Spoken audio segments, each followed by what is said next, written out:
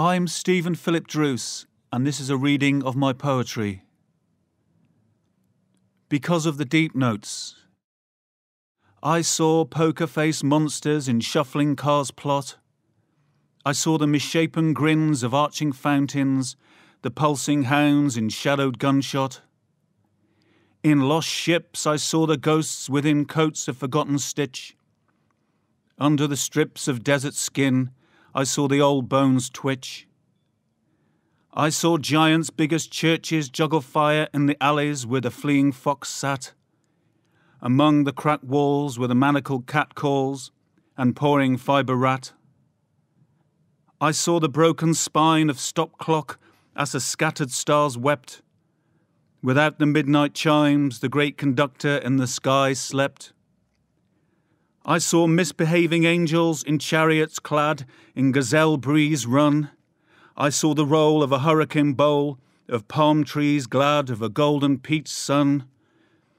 I saw flesh crawl upon deserted beach floors in the name of contorted sin. I saw the ocean contours rock in tender velvet skin. I saw horses gallop under backstreet tunnels that curved in graffiti art, of a rainbow arc illuminating in the dark, and our names penned in a love heart. Because of the deep notes. One more summer. In the distant horizon, a lava-latent sunset has spewed its molten creatures in every colour, sprawling beyond the shifting precipice in its tender atrocity. To us, this immortal canvas, with the delicate hands of the gods in their infinite measure, could never cast such a rich disarray of raging splendour, bathed in a spiteful dusk that is not worthy. Slowly unclenching the pollen-stained fists of the gods, unleash their disobedient rivers of wine to chase skimming birds through seamless meadows and cornfields of screaming inertia. In the sweeping singed residue of fresh fire sunlight, the grassy feathered fragments cut a weary breeze, but perish in the heedless wilderness. As we, majestic in slumber, perch a balmy embrace below the shimmering oak, our ripened prayers answered, one more summer. The Buffalo and the Banjo. I went to a pub in town that was highly recommended. I arrived at the Buffalo and Banjo, a rather delightful shithole in a yucky yellow decor with an atmosphere of a dungeon slumped in corpses. The old beams are so low I had to belly dance under them on a carpet so stained it was made of 50% stain. The customers were half insane, and the only entertainment there was a three-legged dog eating crisps on a two-legged chair. I ordered a lager, and the landlord offered me 20 different brands that all taste the same. And when I chose one, he told me he'd run out of it, and he wasn't to fucking blame. Still doing food? Water soup, he replied, stewed and a $5 a scoop.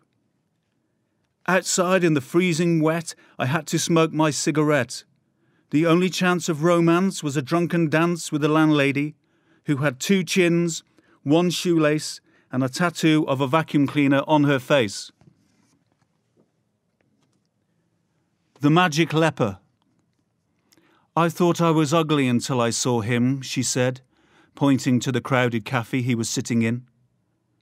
But this soul of lonely candlewick, with a face like melted wax, performed for them a card trick, turning aces into jacks.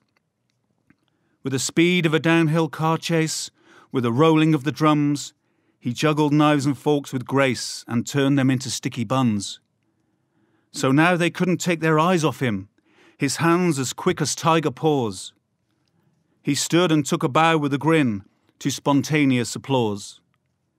They yelled, "More, more!" So, for an encore, white doves flew from inside his teapot he'd sprinkled with the salt and pepper. With tears he cried, "Pretty I'm not, but I am the magic leper." The Man with the Stony Heart.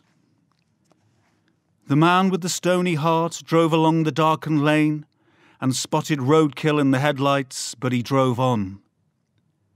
A voice from the animal spirit leapt into his conscience. How could you leave me here? Why didn't you stop and place me under hedgerow with the dignity I deserve? The man ignored the voice, but the further he drove away, the louder it became. Instinctively, he covered his ears with his hands, lost control of his car and crashed. The next morning, a bus passed by the wreckage. The bus driver saw the dead man lying inside it and drove on. Love at first sight. I went shopping the other day and I fell in love with a lady I saw standing in a shop window. I didn't drool over the usual body parts that some men do, but I appreciated the more understated qualities of her female form. She had the most incredible pair of fucking ankles I've ever seen. Unclimbed mountains of gristle bone draped in cloaks of smooth golden flesh. Her nostrils drove me fucking berserk, those mysterious tunnels of hairy snot. I salivated at the sight of her fucking armpits, unbridled yet secretive, like two sweaty waste dumps. I walked into the shop to declare my love for her and realised it was a plastic window dress model. The big light. She made a candlelit dinner, but without thinking, he put the big light on so he could see what he was eating, so she left him. Keeping her happy was like walking a tightrope for him, and the night he put the big light on, he fell screaming.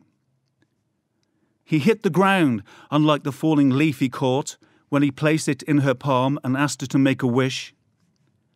He always forgave her, like a bird forgives another for stealing its bread, and as he flew alongside her, he wondered how passing clouds could find their way home.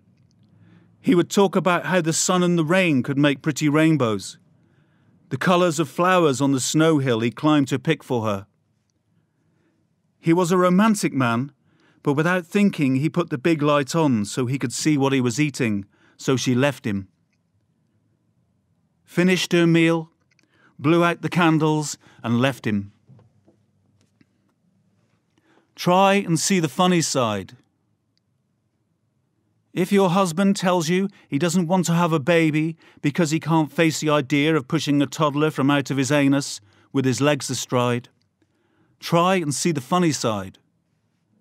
If you mistakenly squirt fuel through the rusty hole in your car instead of the fuel tank, subsequently spraying grandmother sitting in the back, now covered head to foot in diesel, it's even gone inside my fucking knickers, she cried. Try and see the funny side.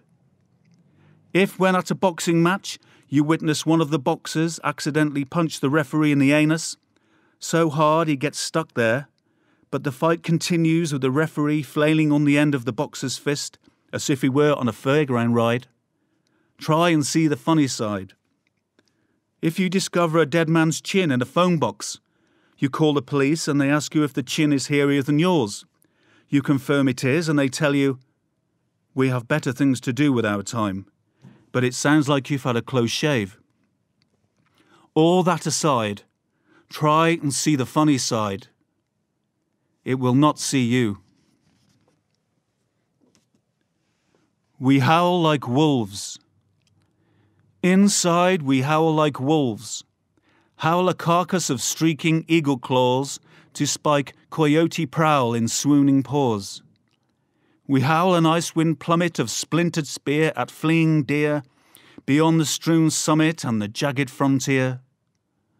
We howl to trade our starved repertoire serenade without an instrument to strum, for a sincere symphony to soothe the grisly scars on the hearts of our beating drum. We howl and wait without reply, an empty echo we cuss, in a lingering cry at a wizard moon for the perfect soulmate that is beyond us. Go carefully, night train. If thunder could be soft, if it could whisper somehow, it would sound like the night train passing by my window now. Like old friends, we are the creaking carriages that cling together like a bird to a wing to a feather. But torn away by the storm, I am left on the track.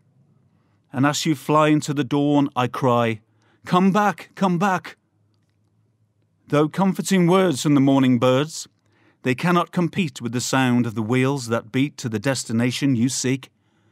And though you cannot speak, your passing is not in vain. Go carefully now. Go carefully, night train. Swimming. I went swimming the other day, but I forgot my costume. Thankfully, the pool attendant lent me a pair. "Who else has worn these?" I asked him. "Every fucker," he replied. "Every fucker?" I said, concerned. He said, "Yes, every scummy, warts-infected, sloppy-breasted, sperm-sloshed, scabby, unwashed degenerate, every crusty, musty tramp with rancid fleas and residue herpes, every hairy-assed and pubic lice-ridden, flaky-skinned and gonorrhea-hidden, sweaty-bald, syphilis and piss-installed, dirty toe-rag and fornicating, sordid slag on the face of the fucking earth." "I can't wear those," I said. "Why not?" he replied. "Because there's a picture of Kermit the Frog on the front of them," I said. War is like sex. Anticipation's lock until the hot-blooded turn bloodthirsty knock down the doors and spray their silver bullets in vulgar overtures. Where flesh's prize, the winner satisfies, both heaven and hell embrace, the innocent in disgrace perform, as vultures peck the bodies still warm. And when the writhing turn cold, the devil collects, as the rattling angels fold, when war is like sex. Whisper. There is an intimacy in the lurid, an icy turn to a torrid story, like ash falling from a cigarette in the stillness of a traveller's lips, where a breath through the mist of a silk-carrying ship is now a wave of galloping messengers with hushed secrets that crash like cymbals onto the honoured land of the softly trusted. She is sci-fi. She stripped off her retro boots, ripped up her nondescript Sunday suits, threw away her dresses with the dark cuttings from her tresses, now short and dyed ocean blue in futuristic design.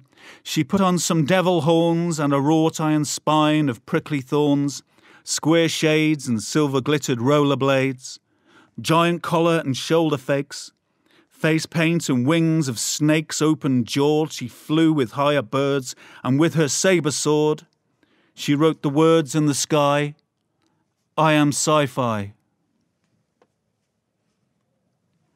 Street. You may feel like a shot in the dark. You may not be the one. You may, in such hurried melancholy, spill your good intentions over foul-smelling drains among the scattered wildcats and polluted pavement rags for sale. But you belong here. Street. There are no golden harps playing, just the sound of shuffling stick figures in perpendicular doubt. Beyond the illusion of industrious ritual lie the howling gutters where so many souls were lost, in the brutal chaos of the hungry crowd that spat them out on the biggest stage of all. Sobriety is no solace. Sobriety is no solace for the unloved. It is better to get drunk. Better for the unwanted. Better for the abandoned. Better for the solitary. It is better to get drunk.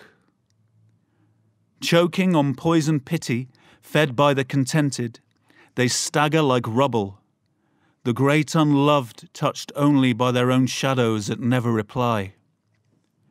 The slurred, though, listen to the rambling and drink their beer together with an ease of an orchestra playing distorted violins. The unloved are not designed, not like the walls that keep them feeling empty, and their freedom is no consolation when they are in the dark with nothing but their own embittered composition. Sobriety is no solace for the unloved. It is better to get drunk. Better for the unwanted, better for the abandoned, better for the solitary, better to get drunk. The supermarket trip. I went food shopping the other day. I parked outside the supermarket and a woman pointed at me and yelled, "Children!" I realised she spotted me parking in the children's parking area without any children. "That's right, madam. I have no children with me," I said. "I never had any, you see. I'm a responsible citizen. I've always practiced safe sex. I've always worn a condom, flavoured with vanilla, double thickness and puncture-proof, so I could thrust away like a road digger. So I could deter the risk of procreation in a world of overpopulation, to minimise the chances of producing any rugrats, or an uncontrollable tribe of noisy brats. You may think I'm balmy, but why should I have to park my car further away just because I kept the wrapper on my salami?" "No, you moron," yelled the woman. "I wasn't talking to you. I was calling out to my children who were standing behind your car." Born a mistake. In the most thoughtful of my hour, was I born a mistake? Born so the selfish giants, without the foresight for my consent, could cast me to the gambling table like a rolling dice, only to curse small number? Born so they could applaud my steadfast fingertips in my endeavour to conquer the treetops, where piano children had shaken leaves in glory, only to scold me in silence as I slid down in defeat? And in my eternal gratitude to my ancestors for this blessed existence, am I here to fulfill their expectations of me? To trample on the heads of the weak so I can bask in triumphant posture on that sacrilegious mountain? Never. I was born to write poetry for the good of all, and that is worth being born for. Isn't it? The Orphan Boy and the Tooth Fairy. The orphan boy had no brothers or sisters to play with, so he played alone. One day he skated on the playground ice to impress the girls, but he fell and knocked a tooth out. The girls chuckled and did not help him. The boys chuckled too and bullied him because he was small. Every night he cried himself to sleep, dreaming he was someone else, somewhere else. Then one morning he lifted his pillow and saw the Tooth Fairy had left him a gold coin. The orphan boy smiled, inscribed with the words, "Somebody loves you." Wedding nausea. Anywhere but here. Anywhere but here. But I am. I am a wedding guest. With my death the only legitimate excuse for my absence, I attend the church ceremony under duress. I stand dutifully singing a hymn I don't recognise among an unspiritual congregation of penguin-suited, pink-tied, carnation-wearing twits with personalities so hideously square I feel unwell. The bride is late as usual, but the groom had better not be, or the bride may display public hysterics in a wedding dress. A dress so aesthetically pleasing, she dare not wear it more than once. The father of the bride gives his daughter away as if she were a second-hand car. A spectacle so grotesque I have to close both eyes. The only upside to this phony bash is that the church keeps the rain out. The best man's speech anecdote, based on the occasion the groom left his sandwiches on the train, prompts wild guffawing as artificial as the wedding cake. A sickly souvenir cake, meticulously created, but wouldn't tempt the taste buds of a starving orphan. Nevertheless, obliged to express their unbridled joy for the attention-seeking newlyweds, obliged to grace their pretentious protocol party, while simultaneously restraining their impending vomit.